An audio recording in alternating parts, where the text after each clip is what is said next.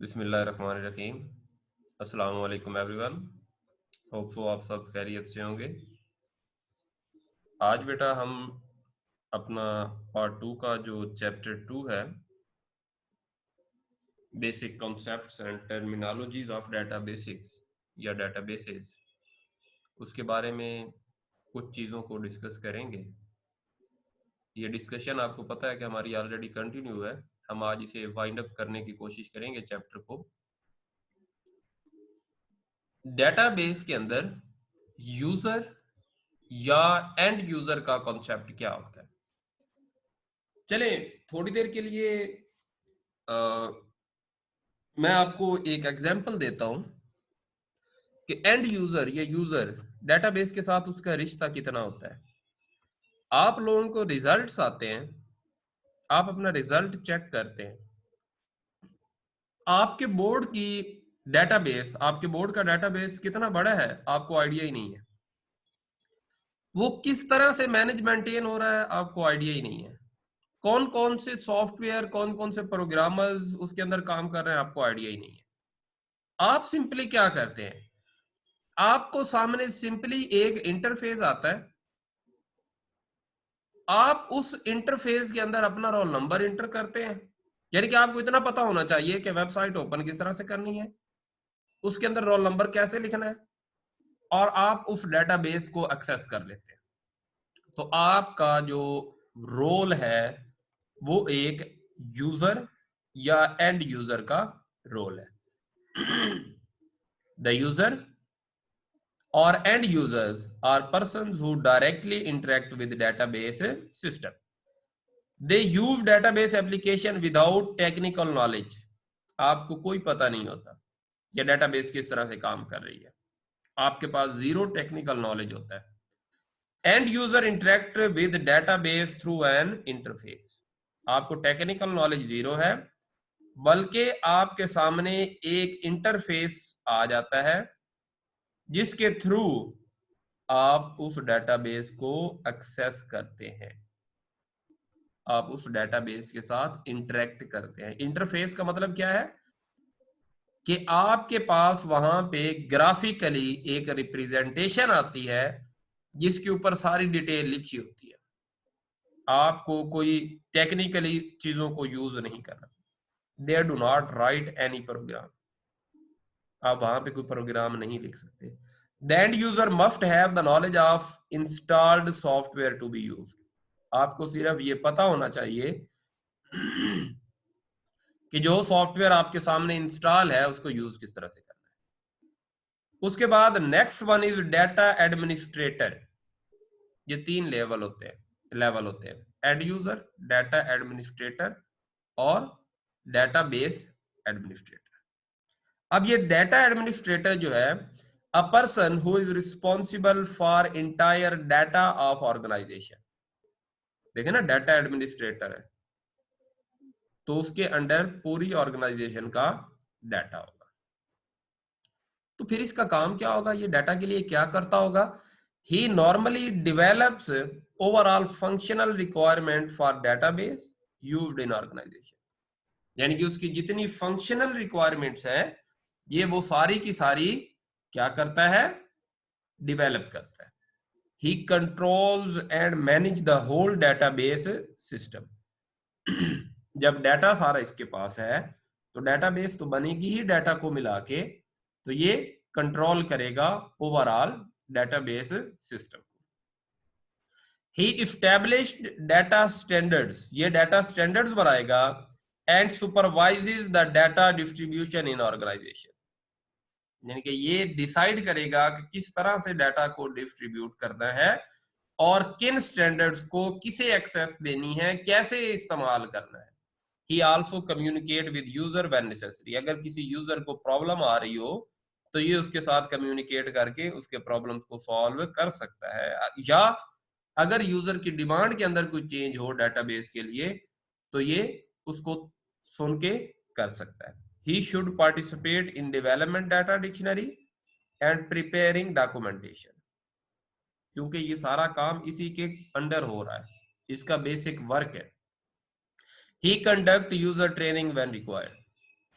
अगर इसकी डेटाबेस नहीं है, लोगों को उसके बारे में नहीं पता, तो ये ट्रेनिंग कंडक्ट करेगा, लोगों को ट्रेन करेगा। He authorise access to the database, ये लोगों को अथॉरिटी देगा कि कौन इसकी डेटाबेस को एक्सेस कर सकता है और कौन नहीं कर सकता। He coordinates and monitors the use of database, ये डेटाबेस का जो यूज है उस सारे के सारे को क्या करेगा, मॉनिटर करेगा। उसके बाद next one is database administrator. अब वो डाटा एडमिनिस्ट्रेटर था, सिर्फ उसका लिंक डाटा के साथ था, डाटा को कंट्रोल करना। डेटाबेस एडमिनिस्ट्रेटर का मतलब है कि ये पूरी की पूरी डेटाबेस को देखेगा। He is responsible for design, implementation, operation, management and maintenance of database. यानी कि आप ये कह सकते हैं कि डाटा एडमिनिस्ट्रेटर डेटाबेस एडमिनिस्ट्रेटर के अंडर काम करने वाला होगा, और एंड यूजर जो है वो इन दोनों के नीचे होगा। ही must be technically competent and good manager. अब देखें ना, इसका सारा काम मैनेजमेंट का है, तो अगर ये अच्छा मैनेजर होगा तो ही ये काम अच्छे से करवा सके। इसके अलावा अगर इसे डेटाबेस के बारे में टेक्निकल नॉलेज नहीं होगा तो ये उसको मैनेज कैसे करवाएगा। तो इसलिए इसके अंदर दो क्वालिटीज होनी चाहिए। पहला, इसके जो मैनेजमेंट क्वालिटीज है वो अच्छी होनी चाहिए, और दूसरा टेक्निकल नॉलेज होना चाहिए इसका डेटाबेस के बारे में। He should have good communication skill, managerial skills. अब देखें ना, टेक्निकल एंड मैनेजेरियल दो चीजें हमने पढ़ी हैं। तो managerial skills are important in planning, coordinating and carrying out different task. Manager है ना, तो पूरी ऑर्गेनाइजेशन को किस तरह से लेके चलना है, अगर मैनेजेरियल स्किल्स होंगी तो ये काम कर सकेगा। और दूसरी चीज हमने पढ़ी थी टेक्निकल स्किल्स या टेक्निकली कॉम्पिटेंट। तो टेक्निकल स्किल, मैनेजेरियल स्किल तो कंपनी को किस तरह से या ऑर्गेनाइजेशन को किस तरह से लेके चलना है, और technical skills are required to understand the complexity of hardware and software. Technical skills होनी चाहिए ताकि इसे पता हो कि हार्डवेयर जो हम यूज कर रहे हैं, ये सॉफ्टवेयर यूज कर रहे हैं, इसकी लिमिटेशन क्या है, इसके अंदर कंप्लेक्सिटी क्या है, ये किस तरह से रिजल्ट दे सकता है, ये कितने रिजल्ट्स दे सकता है। तो ये सारी डिटेल्स इसे पता होनी चाहिए। Diplomatic skills are important to communicating with users and determining their needs, यानी कि लोगों के साथ कोऑर्डिनेट करके उनकी नीड्स के बारे में जानना और फिर उसको इंप्लीमेंट करवाना इसके पास है। डेटाबेस एडमिनिस्ट्रेटर के कुछ टास्क हैं, इंपॉर्टेंट टास्क या responsibilities performed by dBA, database administrator. ये डीबीए का मतलब है installation of database software, monitoring of database system. अब देखें ना, इंस्टॉलेशन, ये डेटाबेस का मैनेजर है, डेटाबेस का बॉस है, तो डेटाबेस का सॉफ्टवेयर इंस्टॉल करना या करवाना, उसे मॉनिटर करना परमानेंटली, अगर कोई प्रॉब्लम आ जाता है डेटाबेस सिस्टम के अंदर तो उसका सोल्यूशन ढूंढना। बेशक ये खुद उसको सॉल्व ना करे, लेकिन ढूंढना करवाना इसकी responsibility. Assigning permission to different users to use database system, लोगों को परमिशन देना, जिस तरह हमने लास्ट टाइम बात की थी कि लोगों को लॉगिन्स दिए जाते हैं, पासवर्ड्स दिए जाते हैं, तो वो किस लेवल का पासवर्ड किसे देना है वो ये डिसाइड करेगा database administrator. Taking regular backups of database, आपको पता है कि जब हम डेटाबेस बनाते हैं तो इतना ज्यादा जो एक्सपेंस है वो वेस्ट हो सकता है अगर हमारे पास बैकअप ना हो, क्योंकि हार्डवेयर कंपोनेंट्स या सॉफ्टवेयर कभी भी किसी भी वजह से क्रैश हो सकते हैं या हमारा डाटा लॉस हो सकता है। तो इसके लिए डेली बेसिस पे क्या करना पड़ेगा, हमें उसके बैकअप्स लेने पड़ेंगे।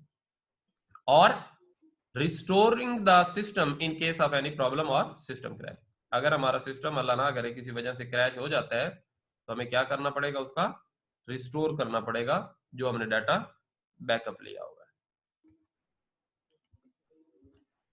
उसके बाद next one is data manipulation in DBMS, database management system.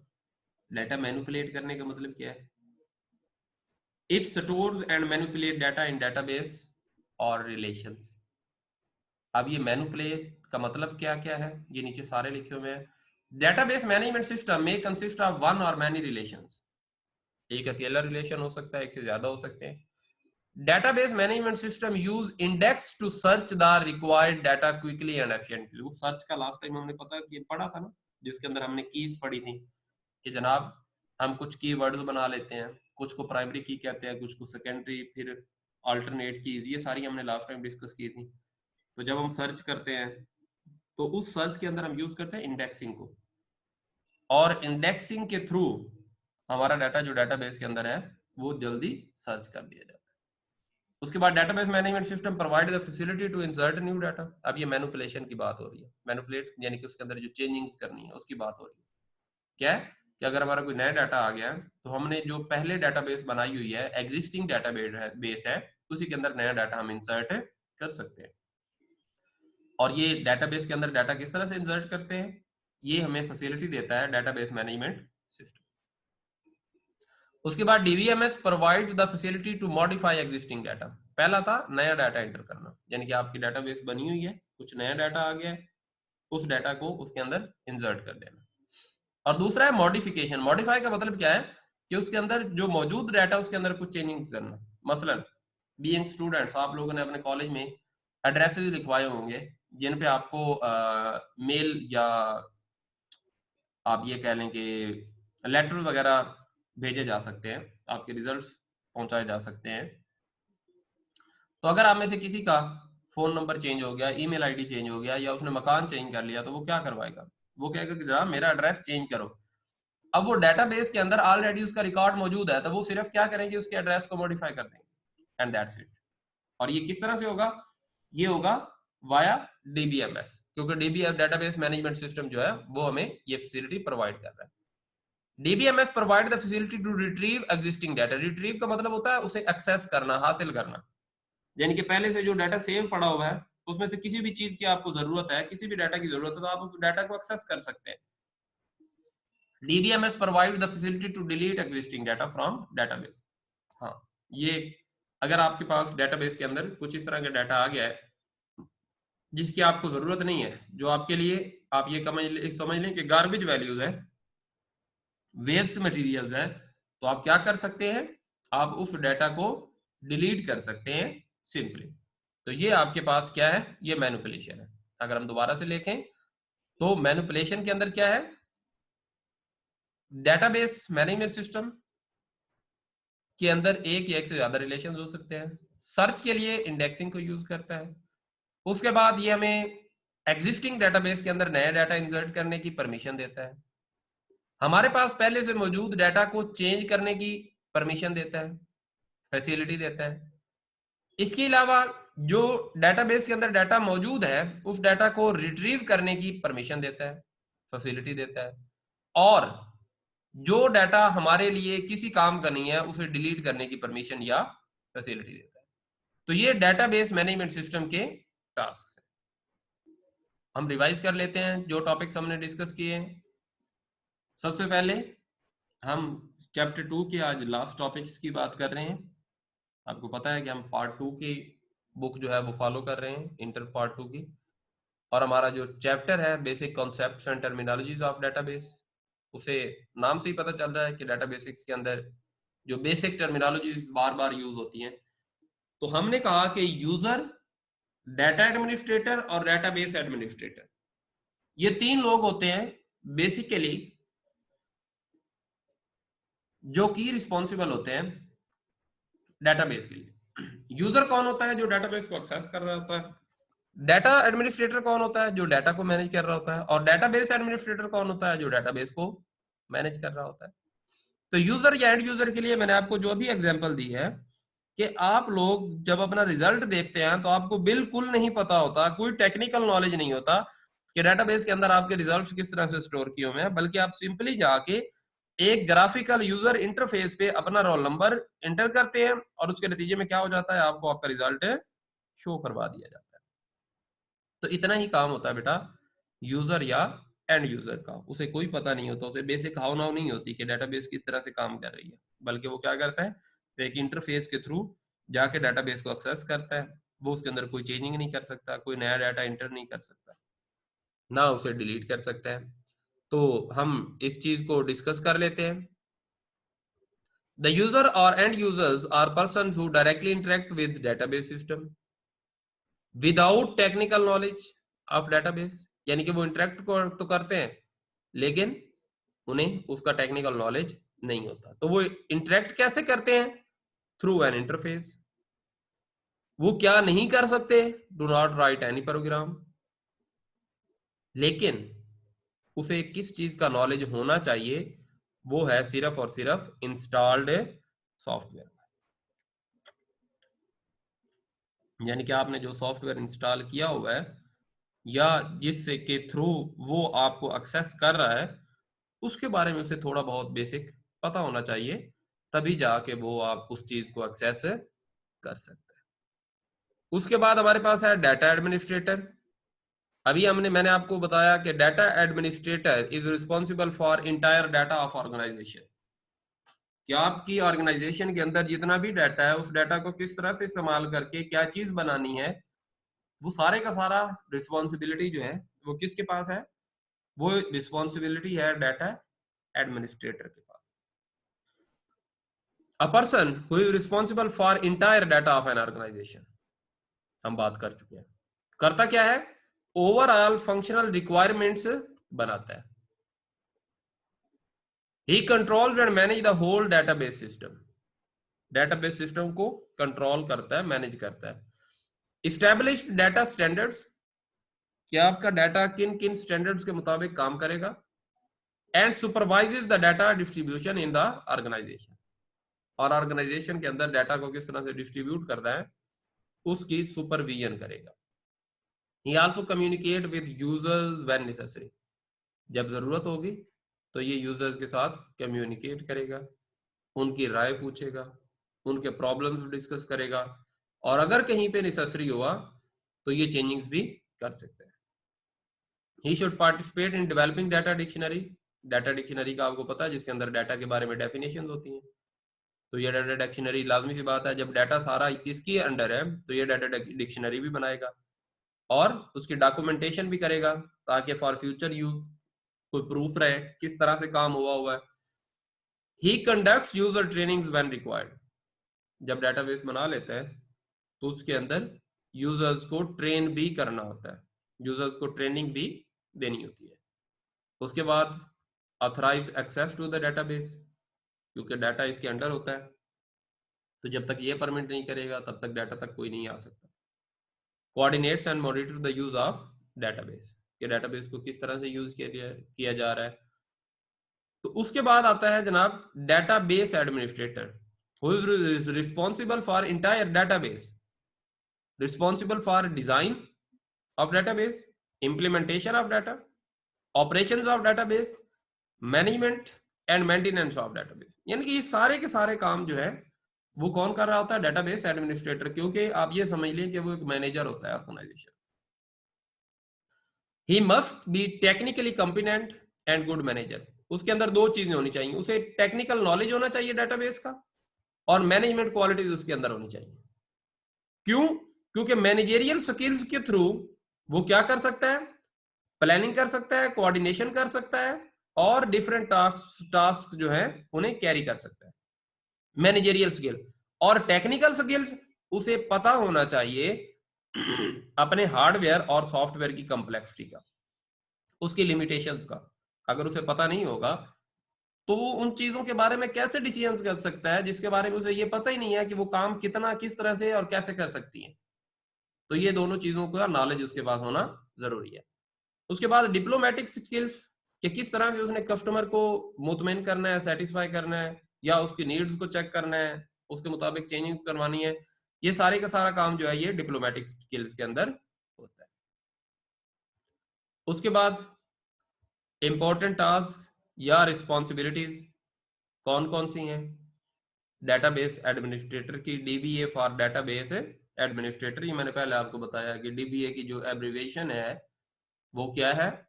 वो है डेटाबेस एडमिनिस्ट्रेटर। तो डेटाबेस एडमिनिस्ट्रेटर बीइंग मैनेजर सबसे पहले तो डेटाबेस सॉफ्टवेयर इंस्टॉल करवाएगा हार्डवेयर के ऊपर। उसके बाद हमेशा के लिए मॉनिटरिंग करेगा उस डेटाबेस सिस्टम की। अगर कभी उसके अंदर कोई प्रॉब्लम आ जाता है तो उसका सोल्यूशन ढूंढेगा, उसको ठीक करवाएगा। इसके अलावा किस तरह से एक्सेस या परमिशन देनी है वो परमिशंस देगा यूजर्स को।